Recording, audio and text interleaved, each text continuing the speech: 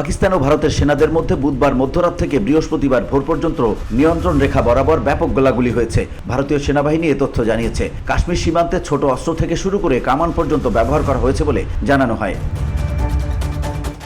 ভারতের সেনাবাহিনীর পক্ষ থেকে বলা হয়েছে, পাকিস্তানের সেনারা কাপওয়ারা, বারামুল্লা, উরি ও আখনুর সেক্টরে বিনা উস্কানিতে গুলি চালায়, যার জবাবে ভারতও পাল্টা প্রতিক্রিয়া দেখিয়েছে।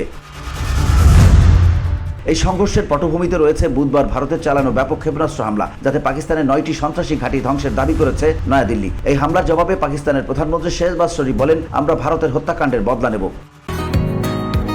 বসুন্ধরা, উত্তরা, বনশ্রী, কুড়িল ও বাড্ডা সহ রাজধানীর বিভিন্ন স্থানে অভিজাত ও অত্যাধুনিক মানের ফ্ল্যাট কেনার এক নির্ভরযোগ্য প্রতিষ্ঠান pleasant properties limited.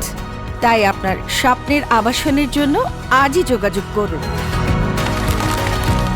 Pleasant properties limited, where destiny matches eventually. দুই পক্ষের দাবি অনুযায়ী এই উত্তেজনায় এখন পর্যন্ত অন্তত 43 জন নিহত হয়েছেন। পাকিস্তান জানিয়েছে, ভারতের হামলায় 31 জন বেসামরিক নাগরিক নিহত হয়েছেন, আর ভারত দাবি করেছে পাকিস্তানের গোলাবর্ষণে তাদের 12 জন নাগরিক প্রাণ হারিয়েছেন। VOD Bangla news desk.